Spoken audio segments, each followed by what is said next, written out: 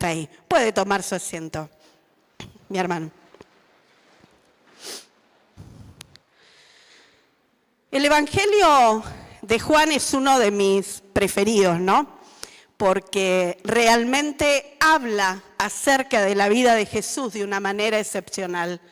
No solamente lo describe con toda su deidad y toda su majestad, sino que también describe situaciones y momentos donde la humanidad de Jesús también se refleja. Nosotros sabemos que Jesús fue 100% Dios, pero también fue 100% hombre mientras caminó acá en la tierra. Y en esta mañana el Señor quiere darnos, para que estudiemos, un encuentro muy particular, muy inolvidable, ¿no? Y que está diseñado para esta mañana, para poder saciar, para poder satisfacer a todos aquellos que tenemos sed por ese agua viva que el Señor ofrece, sed espiritual. Sabe que el ministerio de Jesús se basaba en la sanidad, ¿sí? Él es Rafa. Él es el que sana nuestras heridas. Y podemos leer en Lucas 4, ¿no? Versículos 17 al 19, que Él vino, ¿para qué? Para vendar las heridas de aquellos que estaban quebrantados. Él vino para dar vista a los ciegos, Él vino a predicar nuevas, Él vino a libertar a los cautivos. Pero el ministerio de Jesús estaba basado en sanar a los quebrantados de corazón. Y nosotros como iglesia de Cristo, como herederos de su ministerio terrenal, tenemos que hacer lo mismo. Tenemos que sanar a aquellos que están quebrantados, a aquellos que están rotos. Muchas veces los cristianos nos cuesta entender un poquito esto, ¿no? Hablamos de la gran comisión, nos centramos en predicar las buenas nuevas de Jesús, de enviar obreros donde no hay nadie para que puedan contarle acerca de Jesús. Pero nos olvidamos que en el marco de la gran comisión también esto está incluido. El libertar a los cautivos y por sobre todas las cosas, el sanar a los quebrantados de corazón. Tenemos que entender que como iglesia fuimos llamados a continuar con el Evangelio de Jesús, pero también con su ministerio. Y así como Él sanaba mientras estuvo acá en la tierra, hoy la iglesia tiene ese ministerio. Tenemos que vendar los corazones de aquellos que están sufriendo. Tenemos que no solo tener canciones bonitas, una alabanza hermosa, una linda palabra, no. Tiene que haber poder de Dios y poder del Espíritu Santo para que todo aquel que escuche la alabanza, para el que escuche la palabra, haya poder de Dios que toque ese corazón y ese corazón sea transformado. Yo no sé cuántos se animarían hoy a levantar su mano, ya sea que haya pasado en esta iglesia o en otra, pero que se animarían a decir, si yo vine roto y Jesús me sanó. Yo vine quebrantado, amén, amén. Yo vine quebrantado y Jesús me restauró. Porque Él sana, porque verdaderamente Él restaura a los de quebrantado corazón. Y sabe, por fuera nosotros podemos ver a las personas y nos parecen que están bien, porque se ven saludables. Yo hoy los veo a ustedes y están todos bonitos, están todos lindos, ¿no? Entonces los veo bien, los veo funcionales, los veo activos. Pero el que mira por dentro, como dice el refrán, ¿no? Que la procesión va por dentro. Jesús, que sí nos mira por dentro, Él sabe si estamos rotos. Él sabe si estamos en tristezas. Él sabe si estamos angustiados, si estamos pasando por algún problema. Eso Él lo sabe. Y nosotros como iglesia de Cristo tenemos que aprender a mirar. No con la mirada humana, tenemos que aprender a mirar con la mirada espiritual, bajo la guía del Espíritu Santo. Mira ahí en tu lugar de trabajo. Seguramente esa persona que la ves ahí, por ahí siempre decís, uy, qué molesto, qué molesta. Quizás es una persona que está rota. Mirá en tu lugar de estudio, capaz que tenés un compañero de estudio que decís, ay, ya no aguanto más, que se termine esta materia porque no aguanto más. Y si el Señor te está mostrando que Él está roto, que está quebrantado, quizás en el medio de tu casa, aunque todos sean cristianos, mirá con los ojos de Jesús. Quizás tenés un padre, una madre, un hermano, un primo, un tío que está en necesidad, que está en quebranto. Y la iglesia no es la excepción. La iglesia no es la excepción. Entonces aprendemos a mirar unos a otros con los ojos de Jesús. Y vamos a encontrar corazones tristes. Vamos a encontrar corazones rotos. Vamos a encontrar personas quebradas, sin esperanza, que por fuera parece que están bien. Pero si miramos con el amor de Jesús y si escaneamos con el escáner del Espíritu Santo, nos vamos a dar cuenta que están sufriendo. Pero ¿sabe la buena noticia? Para cada corazón roto, para cada corazón entristecido, está Jesús. Está Jesús. Y vos y yo, iglesia, somos en esta tierra los brazos, los pies, la boca de Jesús. Entonces estemos más atentos, cuidémonos más, busquémonos más y sanemos como el Señor lo hacía. Quiero que podamos ir al texto, ver el versículo 1. Dice acá que los fariseos se habían enterado que Jesús hacía más discípulos y bautizaba más personas que Juan. Y el apóstol Juan nos deja entre paréntesis la referencia, que no era Jesús el que bautizaba, sino sus discípulos. Pero acá dice que cuando Jesús se entera de esto, le es necesario volver a Galilea, salir de Judea y volver a Galilea. Yo quiero hacer un paréntesis acá. Todos sabemos que la Biblia no fue escrita con capítulos, versículos y títulos como la que hoy tenemos ahora, ¿no? Sabemos todo eso. La Biblia fue escrita como una carta toda de corrido. Y obviamente pasaron muchos, pero muchos años, ¿sí? Recién en el siglo XIII le pusieron los títulos. Y volvieron a pasar muchos años más, recién los capítulos en el siglo XIII. Y en el siglo XVI recién se la dividió por versículos. Ahora, ¿por qué le digo esto? Porque vamos a encontrar muchos cortes, ¿sí? Cuando leemos las Escrituras, entre capítulo y capítulo, que parecen un poco raros, ¿no? Como que estuvieran fuera del contexto de lo que estamos leyendo. Y este capítulo 4 de Juan es uno de ellos, porque los primeros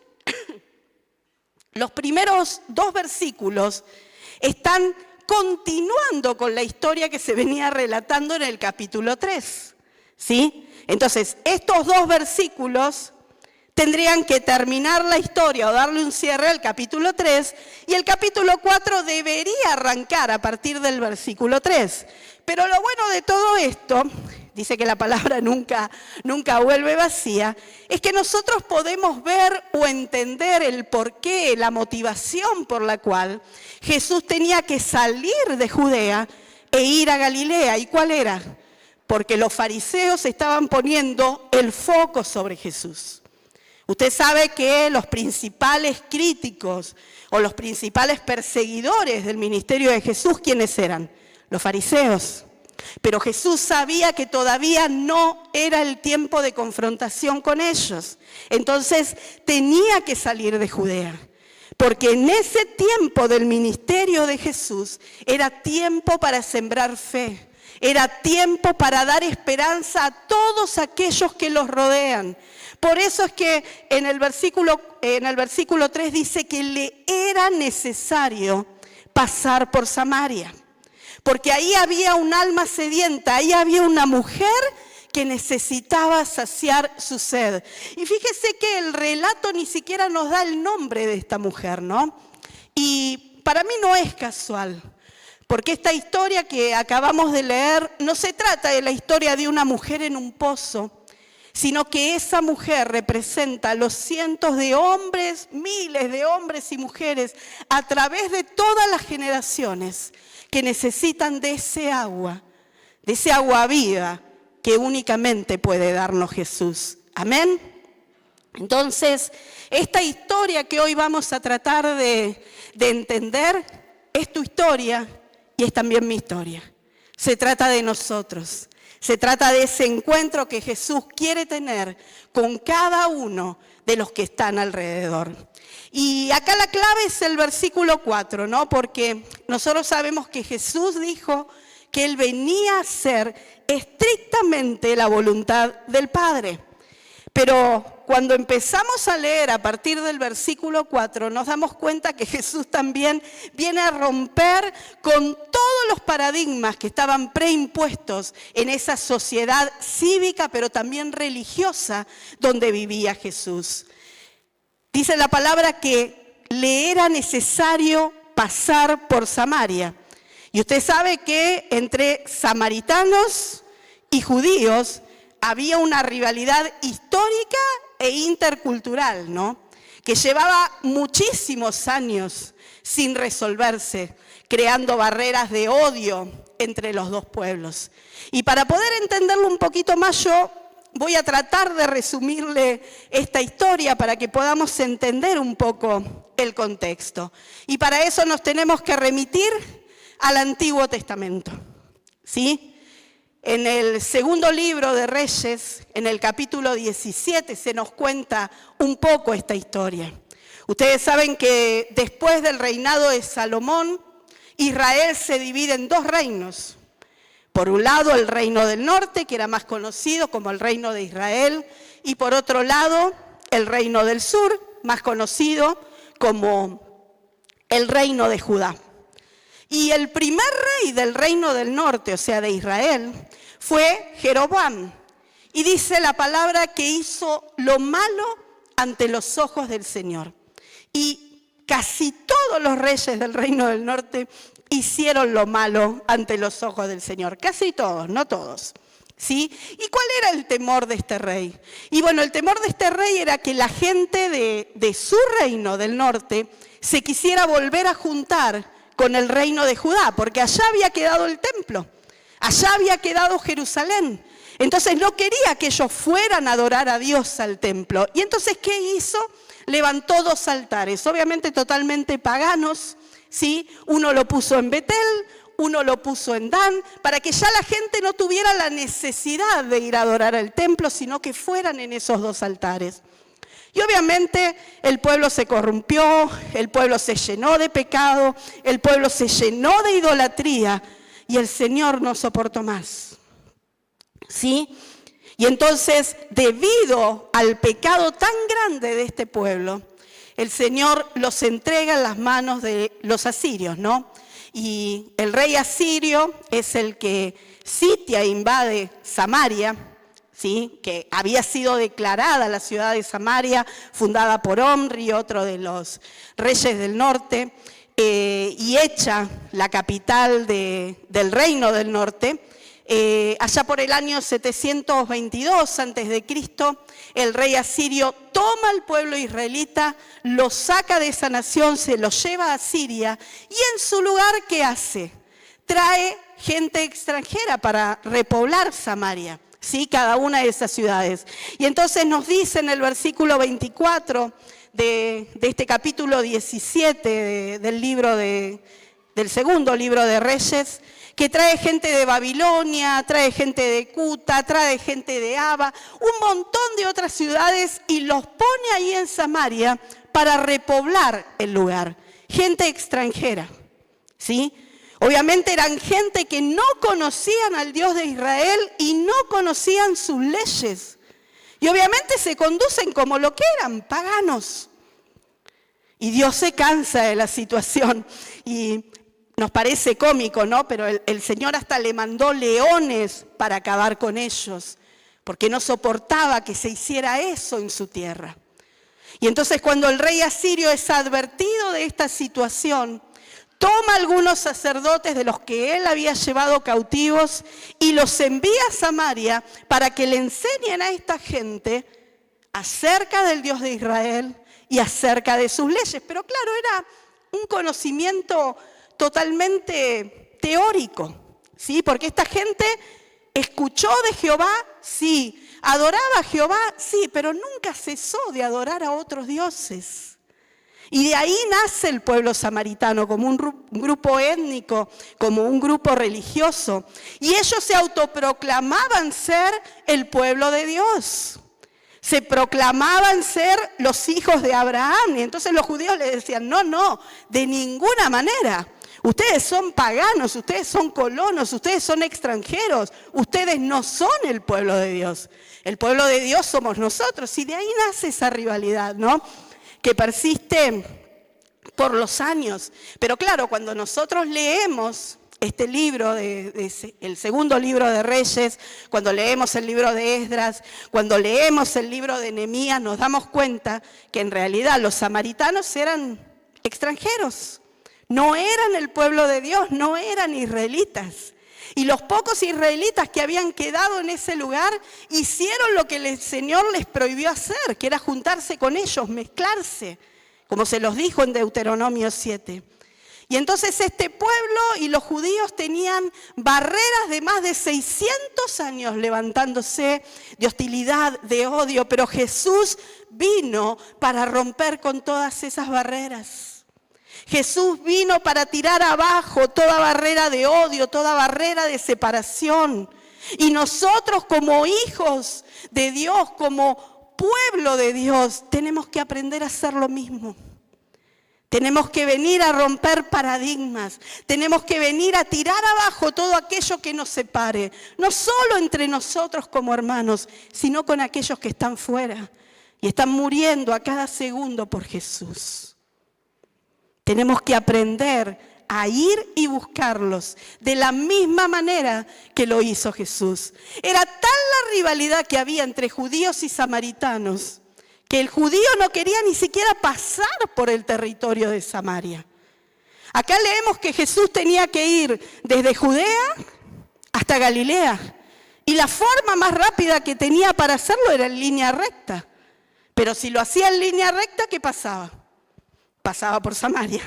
Entonces, ¿qué hacían los judíos? Se desviaban hasta el Jordán, cruzaban el Jordán, bordeaban todo lo que era Perea, volvían a cruzar el Jordán y llegaban a Galilea. Fíjense lo que puede el odio, ¿no? Pero era mutuo, porque a los samaritanos tampoco les gustaba que los judíos cruzasen a su territorio. Pero fíjese lo que puede hacer cuando uno tiene el corazón roto, cuando uno está enfermo de odio. Puede llegar a hacer las cosas más tontas, complicarse mucho más la vida con tal de no dar el brazo a torcer. Pero Jesús vino para romper con todas esas cosas. Imagínense la sorpresa de los discípulos cuando Jesús le dijo, bueno, vamos a Galilea. Entonces los discípulos arrancaron por la ruta para cruzar el Jordán y le dijo, no. Me es necesario pasar por Samaria. ¿Cómo? Sí. Tenemos que pasar por Samaria. Y acá, hermanos, nosotros podemos ver el primer principio que nos arroja este texto. Yo pedí que lo pudieran proyectar para que usted pueda leerlo y grabarlo. Y el principio dice que Jesús lucha por ponerse en el camino de personas que nosotros evitaríamos incluir en nuestro propio camino. Los cansados, los heridos, los pecadores, los marginados, todos aquellos que la sociedad los hace de lado, esos son los que busca Jesús. Esos a los que Jesús le gusta llegar. Yo no sé cómo viniste hoy, yo no sé cómo te sentís hoy, pero sí déjame decirte que quizás es la primera vez que venís, quizás hace varias veces que venís, pero si estás cansado, si estás triste, si sentís que tu vida no tiene sentido, sos el candidato perfecto para que Jesús tenga un encuentro con vos, porque sos importante para Él. Y si sos importante para Jesús, sos importante también para la iglesia. ¿Hay alguien que hoy nos visite por primera vez? Levante su mano si viniste por primera vez. Amén, bienvenida. Sabe que esta es tu casa. Si Jesús te trajo, esta es tu casa. ¿Sí? La iglesia es la casa del Señor. Y tenemos que aprender a buscarnos y a tratarnos con el amor que el Señor trataba a aquellos que no le conocían. Y en el verso 5 nos cuenta la historia que él llegó a un pueblo en Samaria que se llamaba Sicar, y dice que era ya la hora del mediodía, y dice que Jesús estaba cansado del camino. Y parece raro leer esto, ¿no? ¿Se acuerda de la canción que dice, cansado del camino? Siempre lo asociamos a nosotros. Cuando nosotros nos cansamos, cuando nosotros estamos mal. Pero acá la palabra dice que el que estaba cansado del camino que había recorrido era Jesús. Y eso es lo que me gusta del Evangelio de Juan. ¿Ven lo que yo le decía hoy? Jesús, capítulo 1, lo presenta en la deidad y en la majestad que Él tiene. Pero también nos muestra rasgos de su humanidad.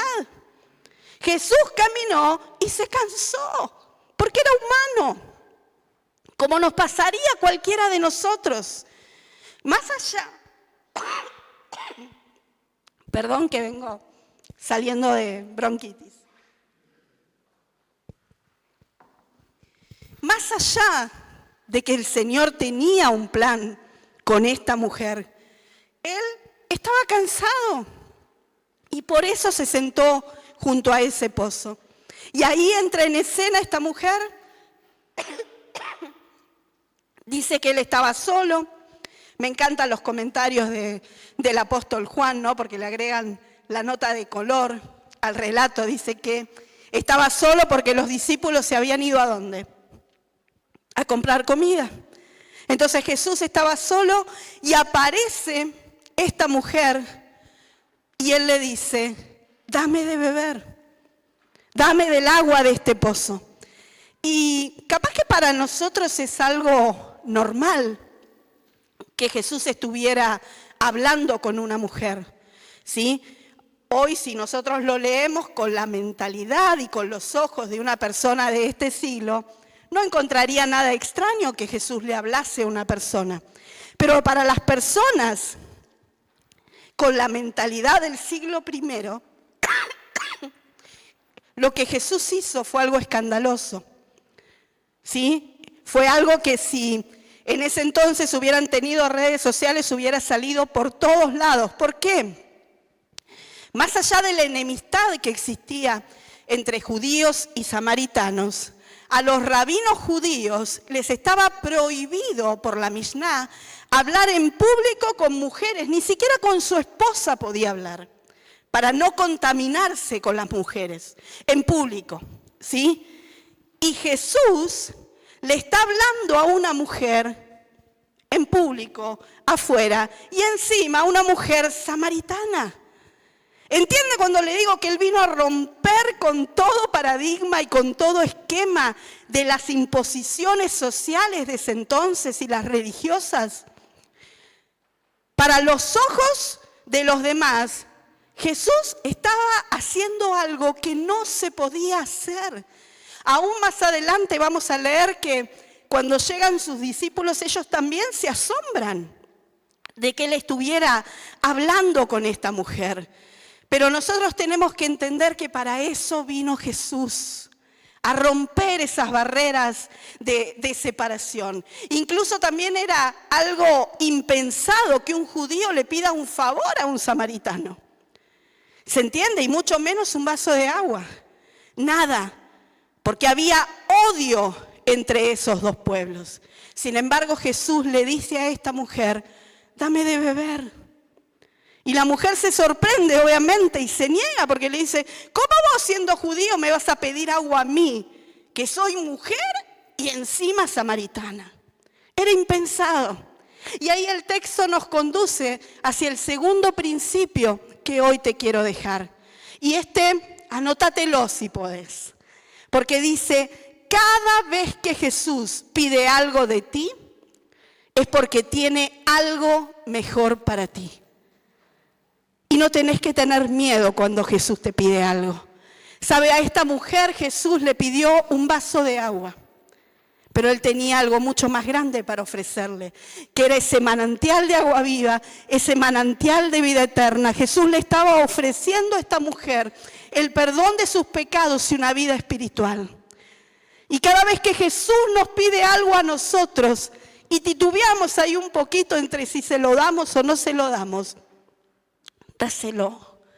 Porque Jesús tiene algo mayor para entregarte. Hay una frase que dice, poné tus sueños en el altar de Dios, ¿no? Deja que esos sueños mueran, porque Jesús los va a resucitar en algo mucho más grande. Y vas a poder cumplir tus sueños, no a tu manera, a la manera de Dios, que es la manera correcta. Entonces no temas, no temas. Cuando el Señor te pide algo, cuando te dice que renuncies a algo, hacelo sin dudar. Él te va a dar algo muchísimo mejor de lo que vos creías que tenías hasta entonces. Y en el verso 6 dice que era la hora del mediodía, Jesús venía cansado. Y acá yo quiero hacer un paréntesis, ¿no? Porque no era usual que las mujeres de Medio Oriente salieran a buscar agua a esas horas. Obviamente no lo hacían a pleno rayo del sol. Lo hacían muy de mañana, lo hacían en grupo para cuidarse entre ellas y también para ayudarse, ¿no? Porque llevaban sus cántaros y después cuando los llenaban de agua, esos cántaros pesaban, ¿sí? Entonces entre varias mujeres se iban ayudando con el peso. Y acá el texto también nos está revelando algo. O que esta mujer tuvo una necesidad muy puntual por la cual la hizo salir a la hora del mediodía y sola a buscar agua, o que esta mujer era una marginada por la sociedad, marginada por la religión de la época, marginada aún por las propias mujeres que no salían con ella. Quizás podemos intuir que ella salía en este horario para no encontrarse con las otras, pero Jesús vio algo en ella. Quizás vio su dolor, quizás vio su necesidad, o quizás vio un corazón dispuesto, un corazón absolutamente sediento. Y por eso Jesús tenía la necesidad de pasar por Samaria. Y cuando esta mujer le niega el vaso de agua, no, Jesús le dice, si supieras lo que Dios da, o acá dice en la versión de la Reina Valera 60, dice, si supieras el don de Dios, ¿no? Pero se refiere, si vos supieras, mujer, lo que Dios puede darte, ¿y quién es el que te está pidiendo ese vaso de agua? Vos le pedirías agua a Él y Él te daría de ese manantial de vida eterna. Y la mujer ahí se queda confusa porque ella no interpreta las palabras de Jesús de una manera espiritual, sino que lo hace con su lógica humana. Le dice, pero Señor, no tenés siquiera una jarra para poder sacar agua. ¿Cómo me vas a dar agua viva? ¿De dónde la vas a sacar? Y enseguida le dice, pero este pozo nos lo dejó nuestro antepasado Jacob. Él bebió de ahí, sus hijos bebieron de ahí, los animales bebían de ahí. ¿Acaso vos te crees mayor que Jacob? Y no sabemos si la persona se lo dijo de manera sincera a Jesús o si lo estaba haciendo de manera cínica.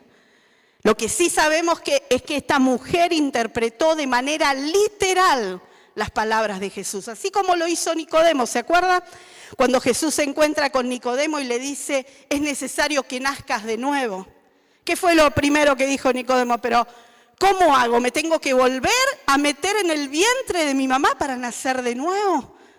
Nicodemo no entendió el costado espiritual de las palabras de Jesús. Y esta mujer tampoco, ¿sí? Esta mujer pensaba que no tiene nada para darme agua. ¿Cómo me va a dar ese río de agua viva, ese manantial de agua viva que dice que tiene? Usted sabe que en la palabra de Dios hay muchos pasajes que comparan a Dios con una fuente de agua viva. Uno de ellos es Jeremías 2:13, después léalo. en su casa, el profeta Jeremías compara a Dios con una fuente de agua viva. Y en la antigüedad se hablaba de agua viva en referencia ¿a qué? Al agua de manantial, ¿sí? Cuando el agua de manantial caía, ¿sí? Y tocaba la tierra, ¿qué pasaba? Empiezan a surgir esas burbujas. Y esas burbujas le daban un aspecto al agua de que estuviera viva. Entonces, por eso es que se habla del agua viva que da Jesús, ¿sí? Si alguna vez se lo preguntó por qué, ahí tiene la respuesta.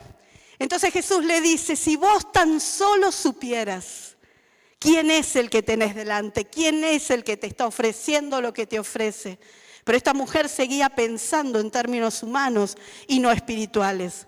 Pero si nosotros pudiéramos hacer el ejercicio de pasar la declaración de esta mujer a términos espirituales, lo que esta mujer le está diciendo es, Jesús, vos no tenés nada para mí.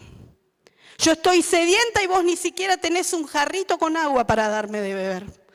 No tenés nada para saciarme. No hay nada que vos puedas hacer para ayudarme. Y antes de juzgar a esta mujer, antes de decir, pero qué cosa, ni siquiera sabía el que tenía delante. Yo te pido que revises tu propia vida. Yo revisé la mía mientras el Señor me daba esta palabra. ¿Cuántas veces nosotros, aún sabiendo al que tenemos delante, actuamos de la misma forma?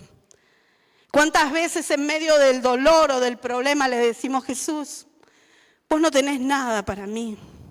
Jesús, vos no me podés ayudar. Jesús, esto no se resuelve solamente orando y ayunando. ¿Cuántas veces peleaste con el Señor de esa misma forma? ¿Cuántas veces? Y nosotros sí sabemos a quién tenemos delante. Sabemos que es el Rey de Reyes, sabemos que es el Señor de Señores y sin embargo actuamos de la misma forma que esta mujer. Pero nosotros podemos ver acá el amor de Dios reflejado en la actitud de Jesús. A Él no le importa cómo esta mujer está, a Él no le importa su condición, a Él lo que le importa es llegar y sanar el corazón de esta mujer. ¿Y cuántas veces el Señor te habrá mirado, me habrá mirado y habrá dicho, no importa. No importa cómo estás, no importa si no podés reconocer a quien hoy tenés delante, pero me era necesario pasar por Samaria para venir a tu encuentro, para darte de ese agua que tanto estás necesitando. Y mire, acá llegamos al tercer principio, dice que nunca nadie está demasiado quebrantado para no poder ser reparado por Dios. No importa cómo está el estado de tu corazón. No importa cómo vos te sientas hoy, sin fuerzas, cansado. Te mirás y decís, no valgo nada.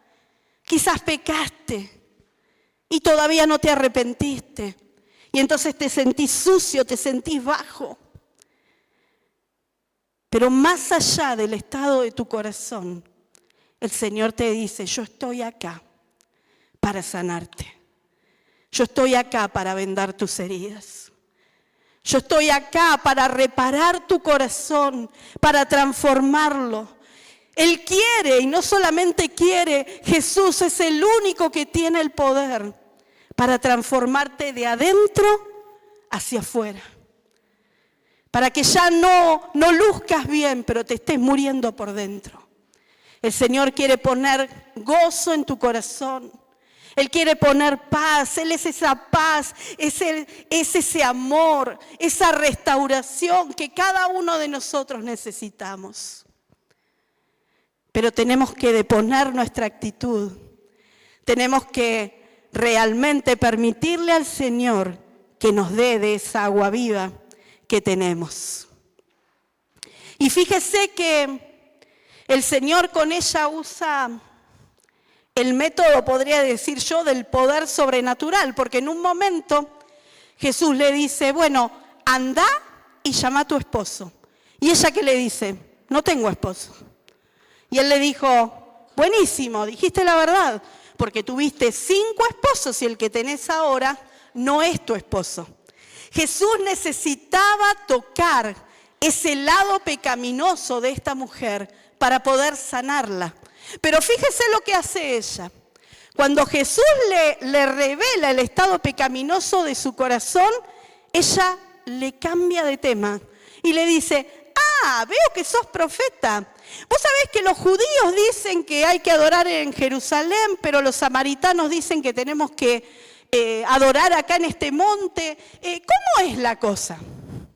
¿Se da cuenta? Ella quiere cambiar el sentido de la conversación. Y le vuelvo a repetir, no la juzgue tan ligeramente, porque usted y yo somos especialistas en hacer eso, en cambiar el sentido de la conversación. Porque cada vez que un líder o un pastor nos dice: vení, quiero que hablemos un poquito acerca de cómo está tu corazón, cómo está tu vida, en vez de escuchar la exhortación que sabemos que viene de parte de Dios, nos empezamos a defender. No, bueno, pero no es culpa mía, la culpa es de la iglesia, porque si la iglesia fuera más espiritual, si hubiera mejor calidad de líderes, si se cantaran otras canciones, si se usara otra versión de la Biblia, y siempre tenemos una excusa para no hablar acerca del estado de nuestro corazón. ¿Sabe por qué? Porque hablar del corazón es incómodo, es muy incómodo. Y entonces cuando Jesús le revela a esta mujer el estado de su corazón, ella le habla acerca de dónde es el lugar de adoración. Pero obviamente Jesús no cae en esa trampa. Y tampoco se enoja con la mujer. ¿Sí? Ella le dice: bueno, ¿dónde tenemos que adorar? Y él le dice: mirá, no se trata del lugar, no se trata de un templo. Se trata de poder adorar a Dios en espíritu y en verdad. Se trata de tener un corazón sincero. ¿Te preguntaste por qué no podés ser sincero, sincera delante del Señor? Porque esa es la clase de adoradores que Él busca. Adoradores sinceros, adoradores genuinos, que podamos reconocer toda la deidad de Jesús. Que podamos entender que ya no es el lugar donde vayamos a adorar, sino el estado del corazón con el que lo voy a adorar. El estado de mi corazón. Pero es molesto hablar acerca del estado de nuestro corazón. Mire, no se trata de si adoro en la iglesia o adoro en la calle. Se trata con qué corazón yo vengo a adorar al Padre. Por eso es que Jesús le dice: mire, va a llegar un día que no lo van a adorar ni allá ni acá. Porque la clase de adoradores que el Padre busca son aquellos que le adoren en espíritu y en verdad.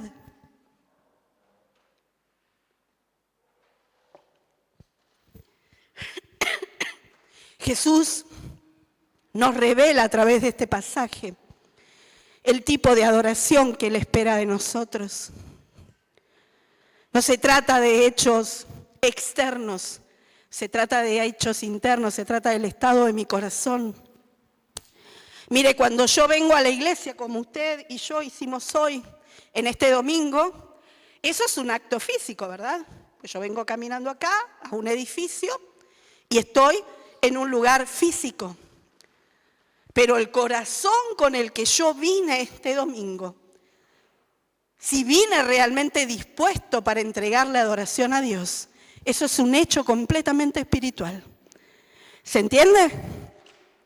Cuando yo participo de la cena del Señor, de los elementos de la cena, como el pan, tomo el vino, son cosas físicas, son cosas materiales, ¿sí o no? Pero cuando yo, en el momento que estoy participando de esos elementos, recuerdo a Jesús, doy gracias por el sacrificio que Él hizo en esa cruz. Es algo que únicamente puede hacer un corazón que está rendido a Él y guiado por el poder del Espíritu Santo. Cuando yo participo de las ofrendas, como hicimos recién, ¿qué trajimos? ¿Cosas espirituales? No, trajimos dinero, algo físico. Pero el tener un corazón generoso y venir a depositar ese dinero con alegría, solamente lo puede hacer un corazón que está rendido por el Espíritu Santo. ¿Se entiende? No se trata del lugar de adoración, se trata del estado del corazón con el que venimos a adorar. Acá, en la calle o en la terraza. Yo puedo hacer muchas cosas buenas, pero si el estado de mi corazón no es bueno, mi adoración es en vano. ¿Se entiende? No pasa el techo, no llega. La palabra dice que tenemos que darle que olor fragante al Señor. Pero cuando el estado de mi corazón está roto, está en pudredumbre, no puede salir nunca olor fragante de ahí. ¿Lo podemos entender? Tenemos que cambiar nuestro corazón. Y cuando avanzamos en este capítulo, en este texto, vemos que Jesús le ofrece esto a esta mujer, una vida nueva, una vida espiritual. Y notamos el cambio en la mujer y notamos cómo el corazón de esta mujer es transformado. Y pasa algo maravilloso porque dice que ella deja su cántaro y se va a la ciudad a hablar con otras personas. Y ese hecho de dejar el cántaro ahí en el pozo también nos está diciendo que ella con esto dejó su vida pasada, su estado pecaminoso, y fue a contarles a otros acerca de este agua viva que Jesús le había dado. Y dice que muchos creyeron por las palabras de esta mujer, pero después creyeron aún más por las palabras del mismo Señor. Fíjese qué maravilloso que es. Una mujer despreciada, una mujer quebrantada, una mujer marginada encontró consuelo a través de las palabras de Jesús. Y eso mismo, mis hermanos, es lo que nosotros tenemos que hacer. ¿Saben? Este encuentro a mí me muestra la característica principal que tiene una persona cuando está quebrantada, cuando está rota por dentro. No me refiero a ese quebranto de echarse a los pies de Jesús, sino me refiero a ese quebranto de dolor por el estado de su vida. Y si usted quiere reconocer a una persona rota, obsérvela.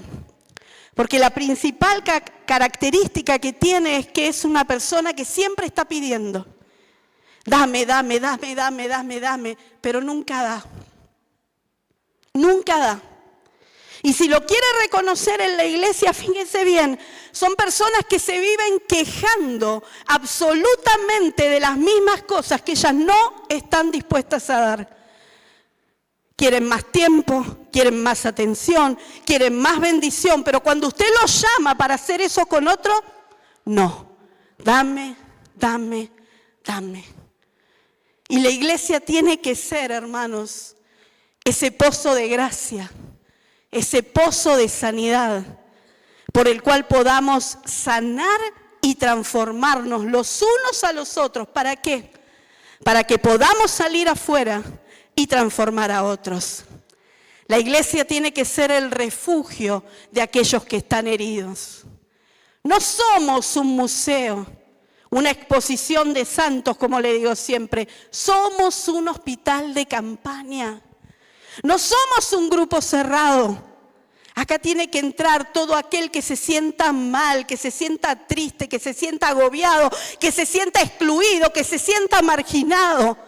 Porque este es el lugar donde va a recibir sanidad, donde se van a vendar sus heridas. Fíjese lo que hizo esta mujer, y hay mucha similitud en cada encuentro divino que Jesús tuvo con una persona. Esta mujer recibió el agua viva, recibió el perdón de parte de Jesús y enseguida se fue corriendo a decirles a otros: acá hay alguien que me dijo todo lo que yo hice, vengan a buscar ese agua. ¿Entiende cómo tiene que funcionar la iglesia?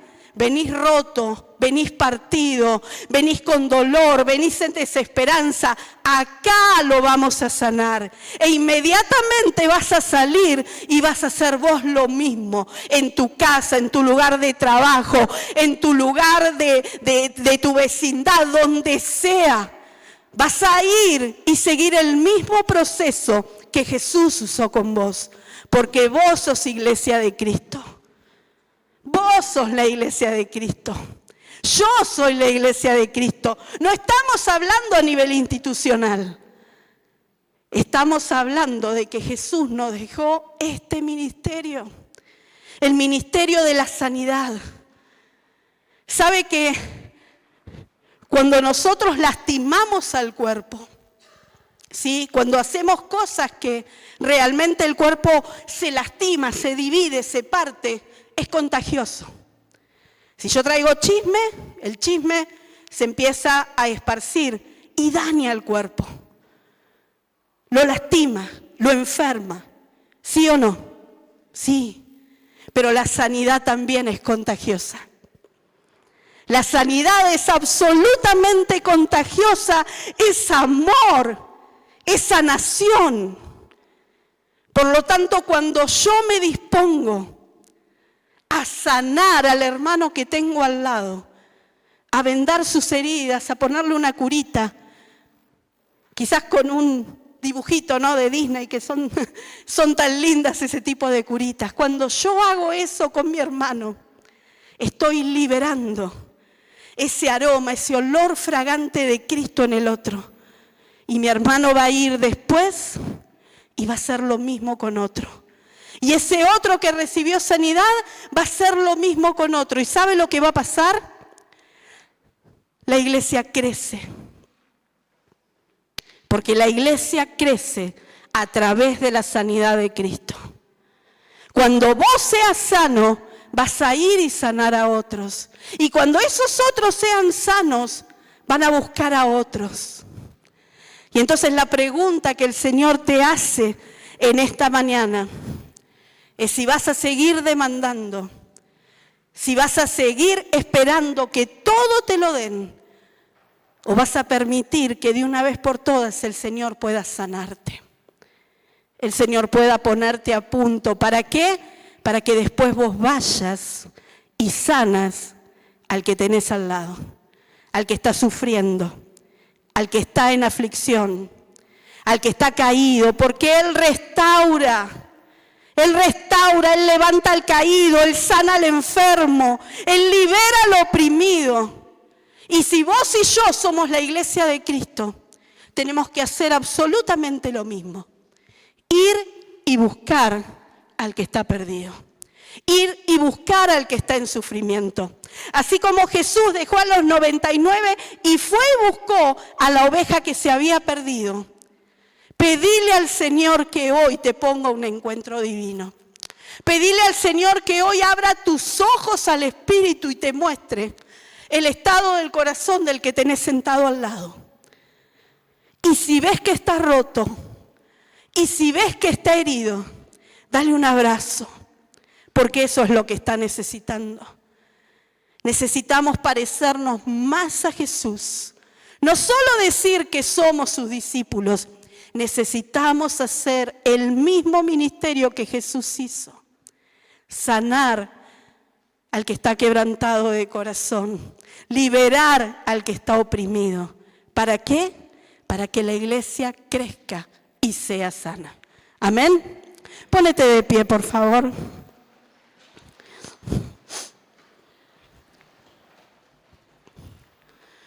Quiero que cierres tus ojos ahí donde estás. Y quiero que pienses por un minuto en el estado de tu corazón. Déjale que el Espíritu Santo, como te digo, siempre te escanee. Y Espíritu Santo, te pido también que puedas mostrarnos unos a otros el estado de nuestros corazones. Más allá de cómo seamos en apariencia, más allá de esa sonrisa que quizás está autoimpuesta, para que el otro no sepa que yo estoy sufriendo, yo te pido, Espíritu Santo, que nos permitas ver al que tengo al lado, a mi hermano, a mi hermana, en plenitud su corazón. para saber cuál es su necesidad, para saber cuál es su dolor, para saber cuáles son las palabras exactas que yo tengo que dar. No se soluciona excluyéndolo, se soluciona sanando. Eso es lo que vos nos enseñaste, Jesús. Nos dijiste que tenemos que amarnos los unos a los otros para que el mundo crea que realmente vos nos enviaste. Señor, permítenos ser como iglesia ese pozo de gracia, ese pozo de sanidad, de donde fluya tu agua viva, de donde fluye ese agua de manantial que sana nuestras heridas, que barre con nuestros pecados, Señor, que nos libera, que rompe barreras, que rompe todo aquello que está en nuestra mente o en nuestro corazón y nos lleva a la separación del cuerpo. Señor, permití que tu agua corra hoy por esta tu casa. Limpianos, Señor Jesús. Ahí donde estás, decile: Señor, necesito que me limpies. Señor, necesito que hagas nuevamente tu obra en mí. Revísame, Señor, aún con hisopo, en aquellos lados donde nadie puede llegar, pero tus manos sí, Señor. Todo quebranto, todo dolor, toda decepción que haya en tu corazón, entregásela en esta mañana. Deja que Jesús haga la obra. Él es experto, el mejor cirujano que tenemos. Deja que Él vaya sacando lo vil de lo que es precioso dentro tuyo, para que realmente pueda ser la boca del Señor, como nos indica en Jeremías. Señor, paséate en libertad por cada uno de los bancos. Hay muchos que hoy vinieron con depresión, hay muchos que hoy vinieron con desgano, Señor. Hay muchos que hoy vinieron tan solo por cumplir, porque es domingo, pero su corazón no está acá. Su corazón y su mente están puestas en ese problema, en esa decepción, en esa enemistad por la que están atravesando y no quieren soltarla. Su mente y su corazón están puestos en seguir albergando ese dolor, y por eso no permiten ser sanados. Y cuando yo prefiero mantener el dolor a recibir la sanidad de Cristo, entonces el Espíritu Santo no puede fluir a través mío. Porque si hay un solo enfermo dentro del cuerpo, todo el cuerpo sufre. Mi hermano, entendamos que somos uno en el Señor. Más allá que tengamos un nombre distinto, un apellido distinto, vivimos en distintas casas, tenemos familias distintas, pero el ADN que llevas dentro es el ADN de Cristo. Y si vos amás a Cristo, sos mi hermano. Y si yo tengo que defenderte, te voy a defender. Y si tengo que llorar y sufrir con vos, voy a llorar y a sufrir con vos. Y me voy a gozar también con el que ríe. Cuando tengas algo para contar, mis oídos van a estar dispuestos a escucharte. Y mi corazón va a ser empático con tu corazón. Porque si el Señor no te condena, yo tampoco. Si el Señor no te excluye, yo tampoco. Si vos sos la niña de los ojos de Jesús, vos sos mi hermano. Vos sos mi hermano y yo te amo, te abrazo, porque somos uno en Él. Uno en Él.